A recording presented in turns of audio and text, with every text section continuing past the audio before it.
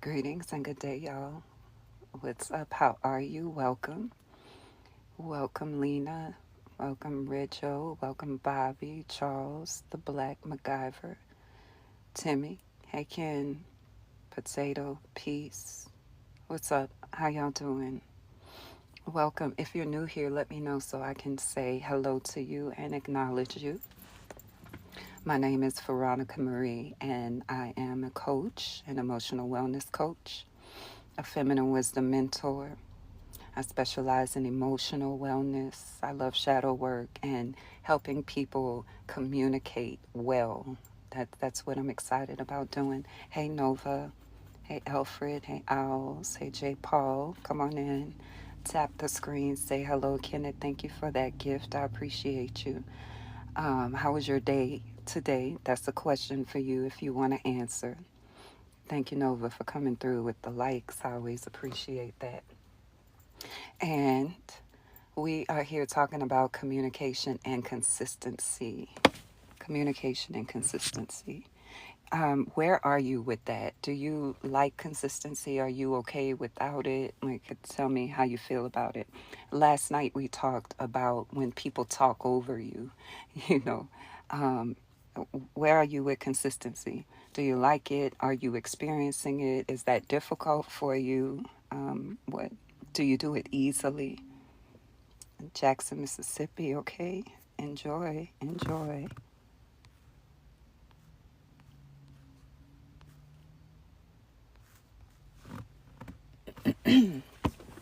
So, consistency, that's what we into. Hey, Mote, how are you?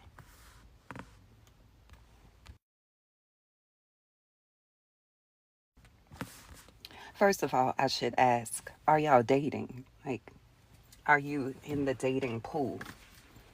Are you in a commitment or courting a commitment? Is consistency important to you? Consistent communication, consistent care, consistent demonstration, right? Hey there. And the next question I have is, what are your communication pet peeves? Not dating. Okay, I got you. What are your communication pet peeves? Like, what is something that just really grinds your gears when people do it? When people project, that grinds my gears. You're single, I say, okay. When they begin to talk to me as if I said something that I didn't say, or as if I think something that I don't think, I don't like that. Because I just kind of sit there like, who are they talking to and what are they responding to? Because that's nothing of what I said. It's nothing of what I think. It's nothing of what I even want to think. you know, I'm waiting to hear from y'all.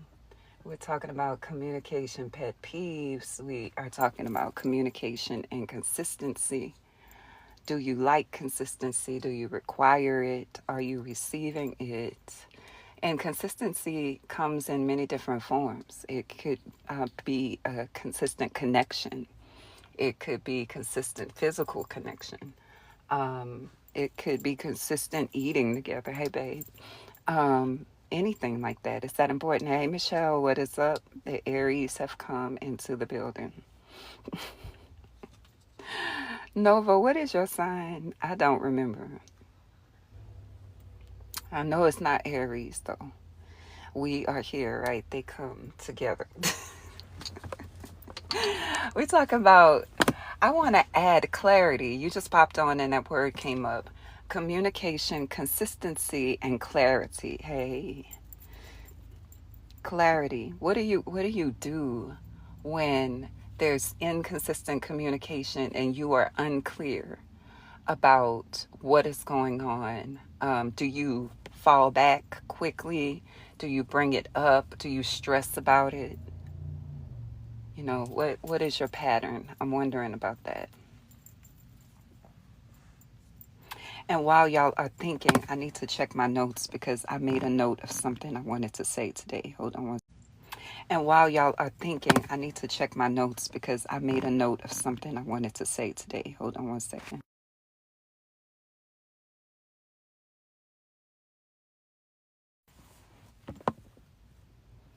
Okay, I'm back and I got it. So I made this note because I think that most people could use it. Okay, so if you're here, welcome. Share the live. We're talking about communication. If you follow me, you already know that this content is useful, so you don't have to hear me out. If you're new, let me know so I can welcome you. Inconsistency is a sign of a disconnect, okay? All right, I could see that. You would communicate your emotions. What if you communicate and they still are inconsistent? What would you do? And you really like them, and you really want to get to know them. What would you do? So there's this point as we continue to talk about conflict resolution where someone is bringing you a problem. They're bringing up something they want to talk about, right? And I think there's something that everybody could do that would greatly improve the chances of a good conversation and decrease the likelihood of a hard one. So if you want to know what that is, tap the screen because I really want the screen tapped. There is one small thing that you can do to make it more likely that you have a good conversation and decrease the chances of a hard one. When someone is bringing you a problem, right, we already know and learning and practicing that we are not going to make the problem about us because it's not about you. When I say it's not about you, even if they're talking about you, it is their experience. Don't you want to know how a person is experiencing you? I haven't gotten to the point yet. I'm getting to it, but I got to set it up because I'm a teacher. You already know that, right? So when you imagine the time you brought a problem to someone and they just kind of overtook the conversation, usurped it, right? And began to make it about them. Well, I have a problem with that and I don't like that and I feel hurt and you, and they did all of that, right? It's when a person is presenting a problem to you, they are presenting their experience. So if you make it about you, then you're about to have a hard way to go from the start. From the start, right? But from the get-go,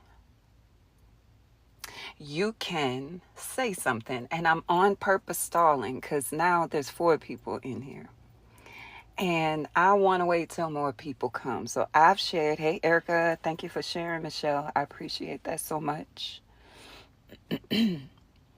When a person is bringing a problem to you, this is what you need to say.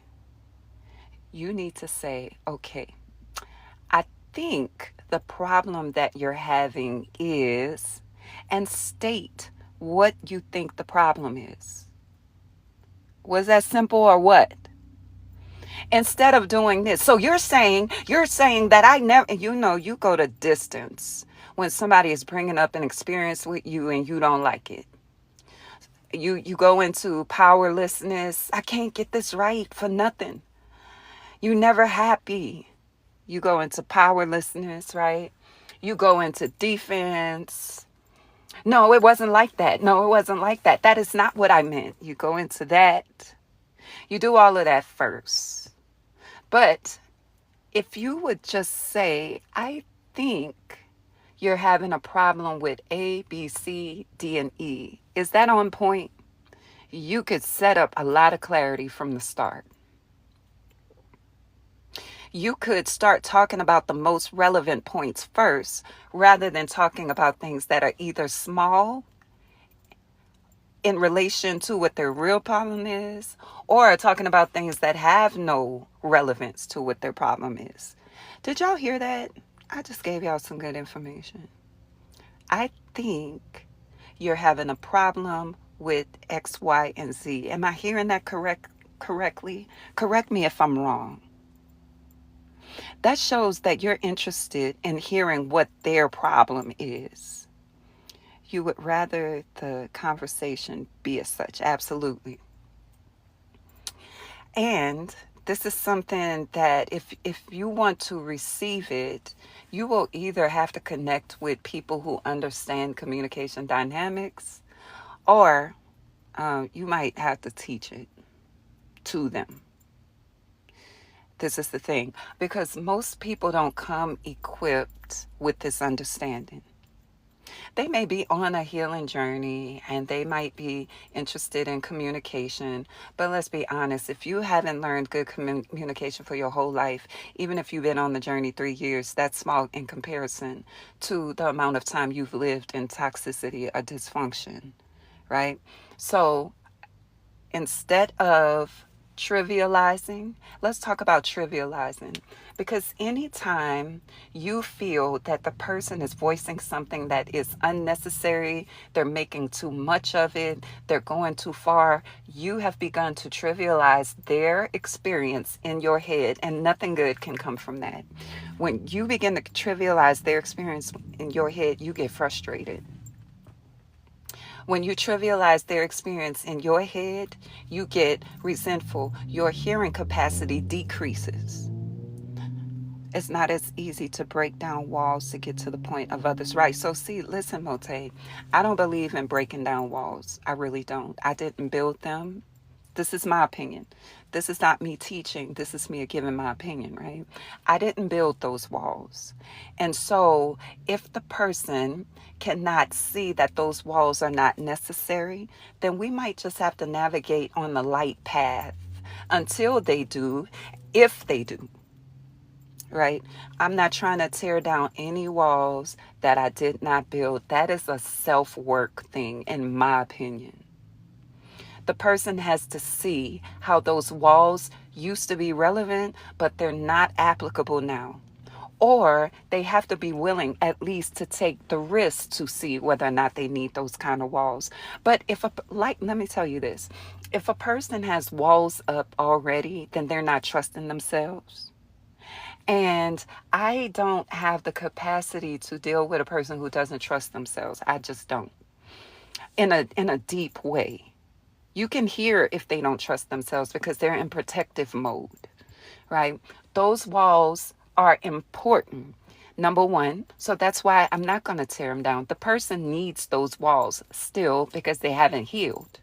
So if you manage to help them take walls down, and they still don't trust themselves, and they still don't trust processes, they're going to take those walls down. Something is going to happen. They're going to interpret it to be a certain way, and the walls are going to go right back up, and they're going to blame you. They're going to say, see, I knew it. I took this chance because you said, because you see, there's no I trust myself in there. There's some people who are trying to trust others before they trust themselves. And that's why those walls are there. So again, yes, it is hard to break down walls, and that's why I don't try. They will self-sabotage. Yep. Mm-hmm. Yep. You knew where it was going. And so that's why when people start asking me about trust, we have to have a whole conversation, right? Because I don't enter into any kind of situation looking to trust. Now, I trust myself. However, if a person begins to show me some patterns that could potentially be hurtful, right? I'm going to trust myself to put up boundaries. Does that make sense? So I'm not going to be trying to navigate their behavior. I did that when I was a younger woman. I want to trust you. You just have to show me. You have to show me. You do not have to show me. You have to be who you are. And I have to see it and trust myself to make decisions that keep me safe. Because if you have hurtful patterns, if you have ways of being that I interpret as hurtful, then I need to take care of myself and put us in such a place where I am in trust of myself, right? So maybe I don't trust you in this area, and I trust that I can manage it if I do certain things, then I'll stay in that connection. But if your patterns reach beyond my capacity, if hurtful patterns reach beyond my capacity, right, then I'm going to trust myself to make a decision. And people usually don't like that. They usually don't like it. But if you place trust at the forefront of what you're looking to do in the connection and you don't know the person, what exactly are you trying to trust? I'm trying to understand. You don't know them. You don't know their patterns. You haven't had a history. You don't know how they see the world. You don't know anything. Are you just going off of your desire to trust? You like to take a risk with that? Well, that's good. But I believe in trusting myself because sometimes I have my intuition has led me into places with people who acted in untrustworthy things in untrustworthy ways so I could learn a lesson, right? It never was for me to give my heart to them. It never was for me to trust them and risk. It never was any of that. It was, do I trust myself when I'm feeling this connection to go forward? And do I trust myself enough to say no when it's time to say no? Do I trust myself to say yes when it's time to say yes? Do I trust myself to stay when it's time to stay? Do I trust the strength of my will to say, no, this is not what I want. I'm not doing this. Right? When you begin to trust yourself, it can be intimidating to other people because it feels unstable. Wait a minute. She's not going to trust me. My behavior can't control her. I don't like this because I want to know that she's going to be there. And if you have a people pleasing tendency, right? If you have some fears in there about connections and such, you want the person to trust you. You want them to depend on you because that adds a layer of security. But I'm here to tell you that's false security. It's false security because what happens, right, when you stop doing those things that are unnatural to you and they move out of trust, then you got to move more and people pleasing to keep them. Is that really what you want to do? Is spend your energy in that way? Or would you rather just trust yourself? Now, once you get to know a person's patterns and you have developed a history together, you may begin to trust their character. But trying to trust early on, I feel is a form of self-sabotage and you don't even know it. And defy yourself, right? Right. If you don't know a person, what is your trust going to be founded upon? Nothing. It's going to be so shaky, right? So but also listen, if you haven't practiced trusting yourself, this seems like a hard thing. That's why you're looking for it outside. Am I saying trust in relationships is not important? No, I'm saying it's developed over time. It doesn't come first. How about looking for honor first? How about looking for the energy of honor rather than trust? You trust yourself.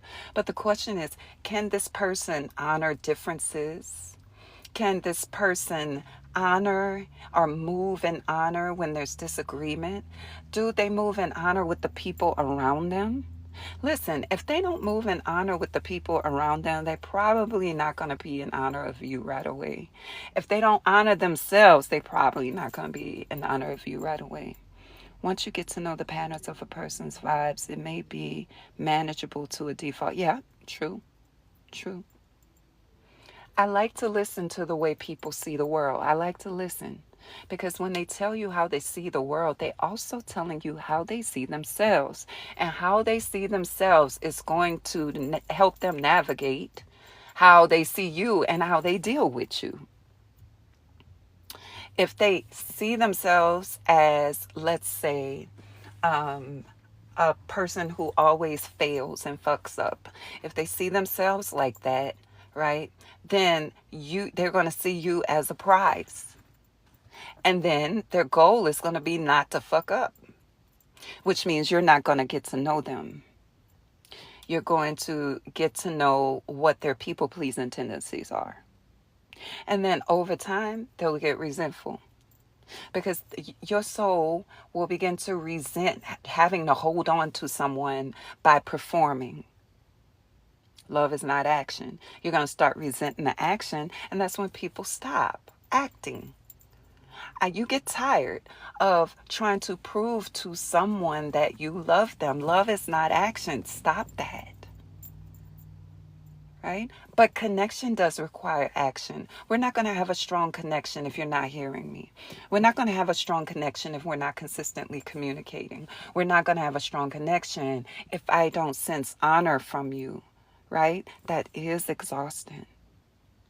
especially when you have a person that has this reasoning. If you loved me, you would. If they loved you, they would. They're constantly questioning love, looking for action to prove it. And then that's when they get caught up, with people who don't love them and they're confused. I thought that she loved me. She was doing all the right things. He was doing all the right things. Action does not equal love, right? You've gotten to a point of knowing love. Let me tell you, my children taught me about love, right?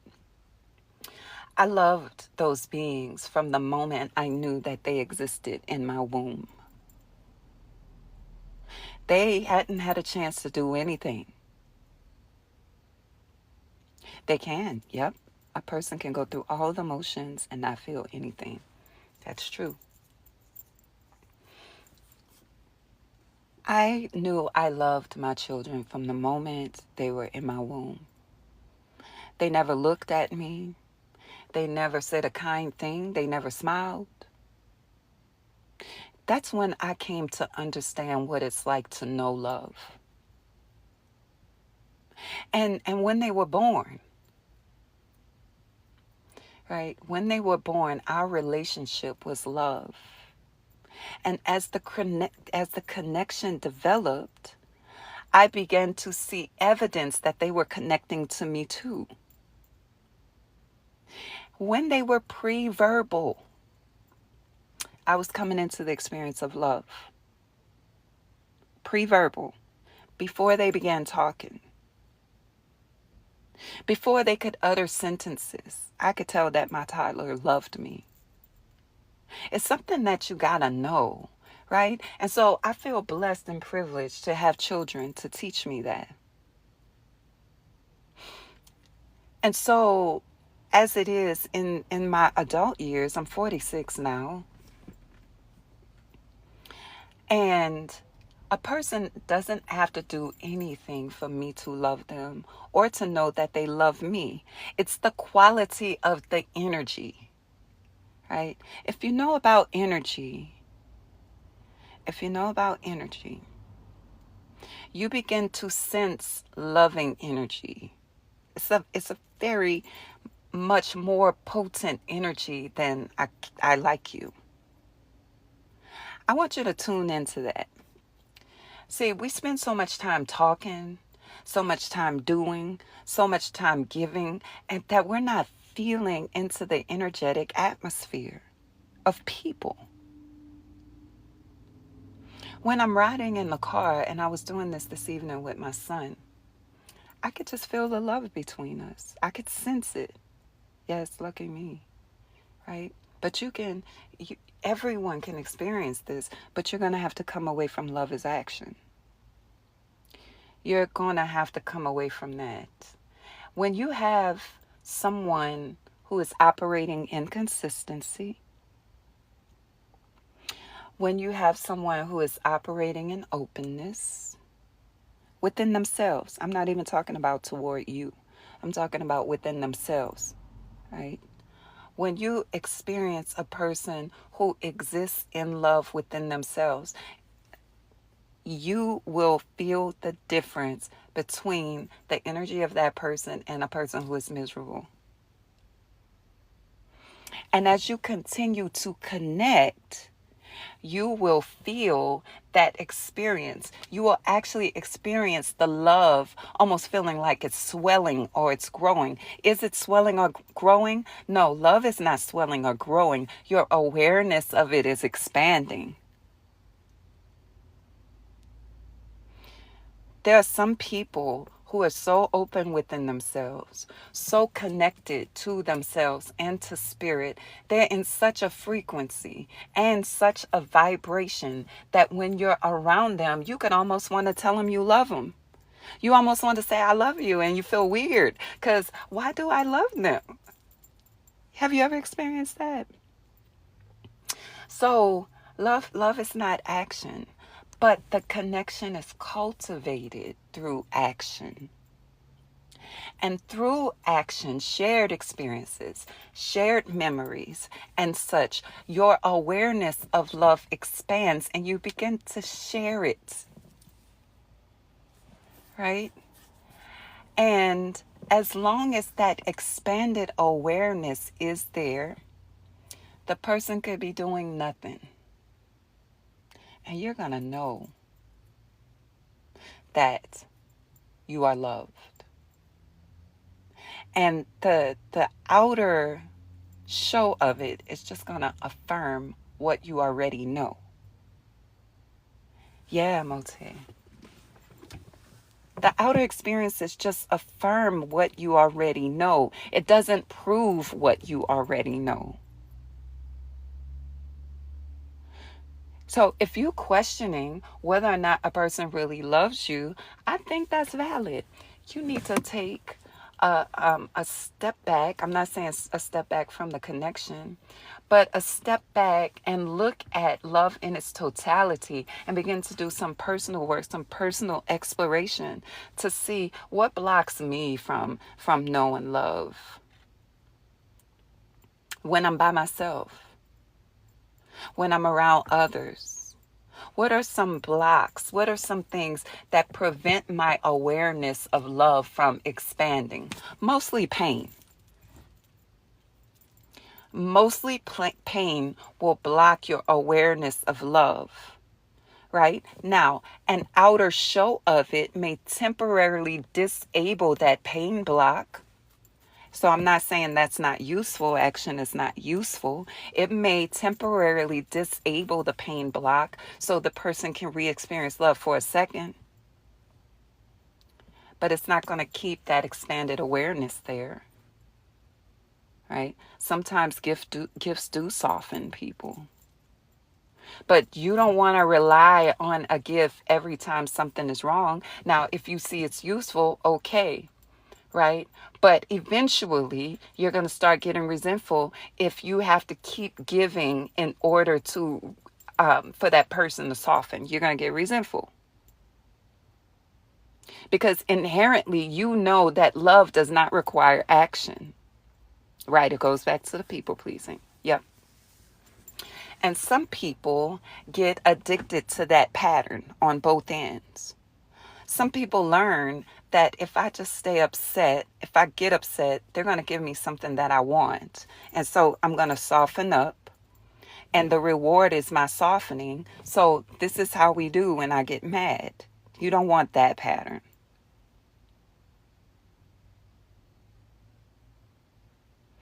Hey, Ken, how you doing? Yeah, it hits home, right?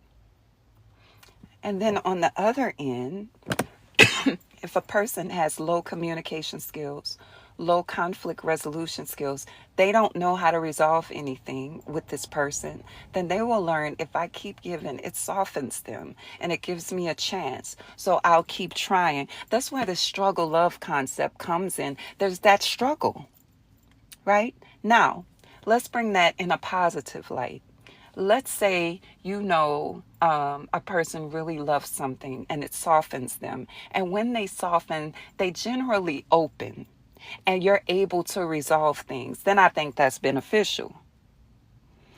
But if the giving is not getting the result of softening and opening, you're going to get resentful. And you're going to be wondering, why do I have to give to receive love from them? That's what you're going to say. But what you really mean is, why does this action soften you, but it doesn't bring resolution? Is this the best expenditure of my energy? It's not feeling like it, you know? So if I were wanting to know love outside of action, and I hadn't learned it yet, I would develop a personal practice of mindfulness. There is the energy of love in nature. Babe. There's an energy of love in nature. Can I tell you exactly how to plug into it? No, but I could give you a way, right? So it's going to begin with mindfulness and move into appreciation of nature or a person or a thing, spiritual practice, whatever. When you begin to appreciate, you're going to plug into the intricacies of what you are appreciating. This is how you are expanding yourself into a universal consciousness. Okay?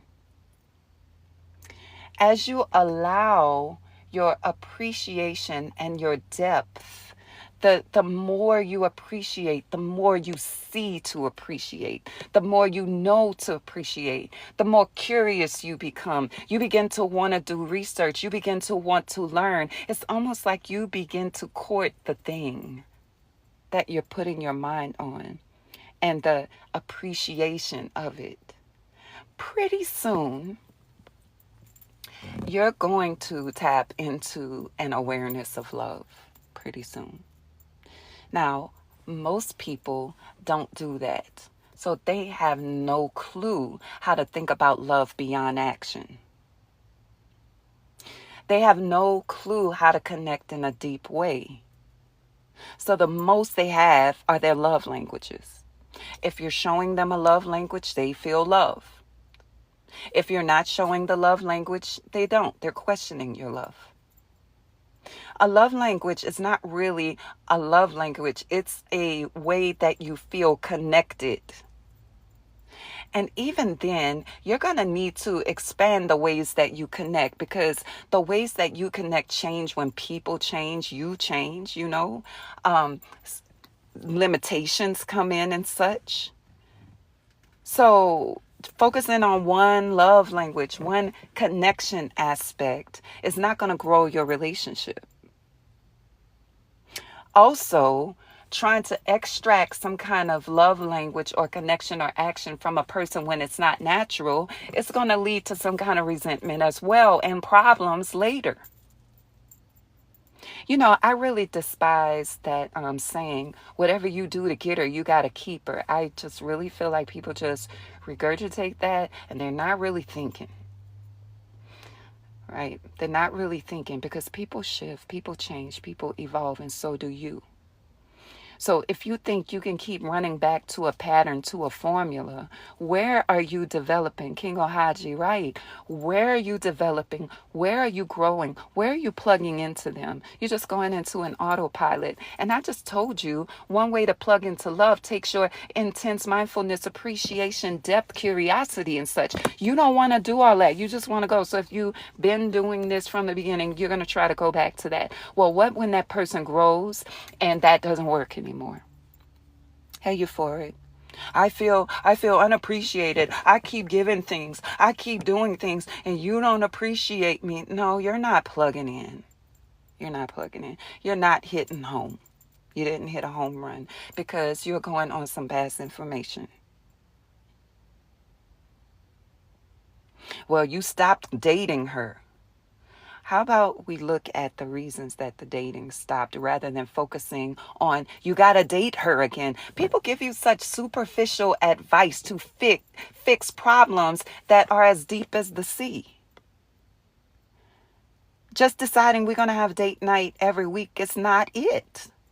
I mean, it's cool. I'm not saying don't. But if you have unresolved problems, you're going to sit there on the date night and create more problems. You're going to walk away from it feeling as empty as you were feeling when you didn't have a date night. So, courting her, right? That might be a good idea. I'm not even against that. But are you plugging into her? Like, begrudgingly. You're sitting there trying to find something to talk about because you're really not thrilled about one another.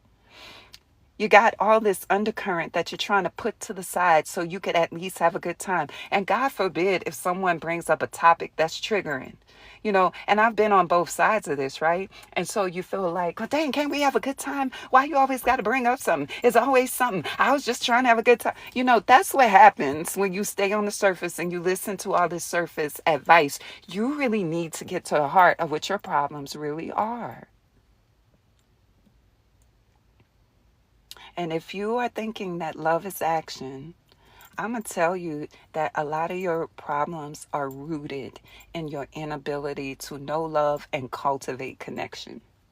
I can say that 99% with 99% certainty. Y'all good? I think I'm done for tonight. So these topics on communication, I continue to teach them because they're important to me. I am bringing back my podcast. That's what you see right here, Healthy, Happy Life show. I'm bringing that back on Podbean because I'm tired of dealing with videos, uploading, downloading, the time it takes to edit them.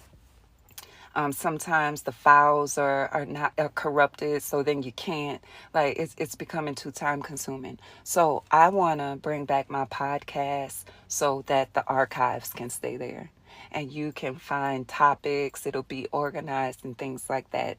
Until then, I do try to post these shows on YouTube. So if you don't follow me on YouTube, consider it. Coach Veronica Marie is the handle. If you're new here, welcome. Of course, I recognize all the people who have always been here. I appreciate you.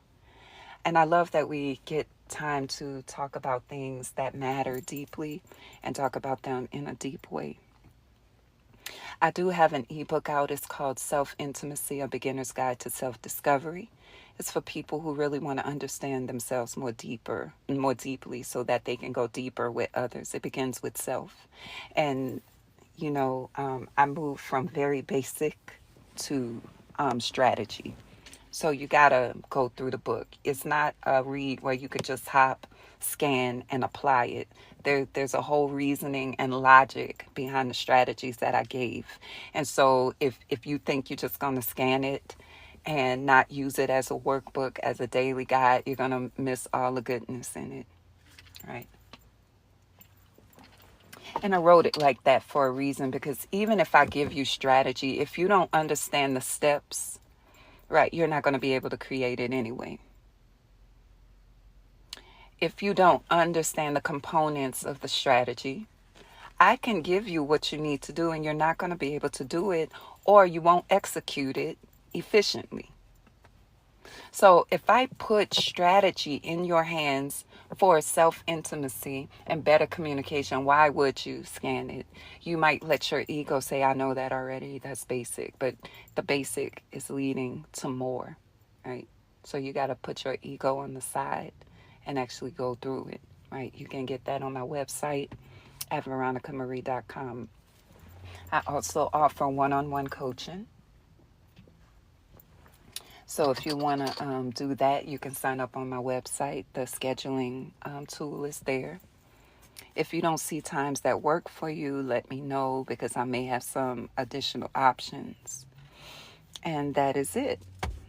All right, so let me check in. How y'all doing before I go? Did you learn something about yourself tonight, or did you know all of this already?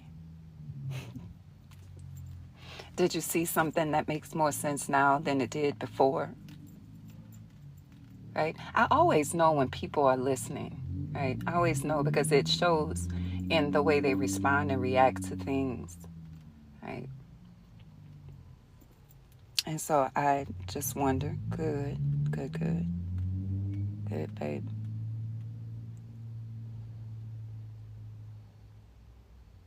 Anybody else before I go? And if not, it's okay. You could say, no, I knew that already. I want to hear that too.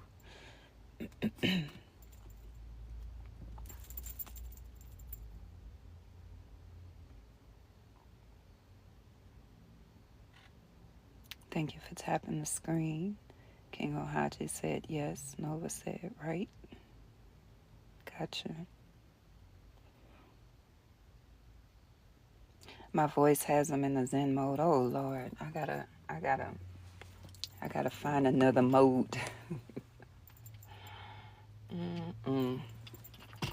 I like it though. Sometimes people say I fall asleep listening to your recordings, and I be like, really? Even when I be preaching, that don't wake you up? I've heard that several times. I fall asleep with your voice.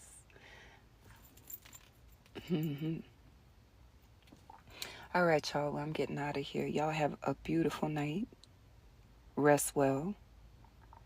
You tell Trey that all the time, really? Yeah. I I'm gonna have to tune into my own voice and hear what y'all be hearing.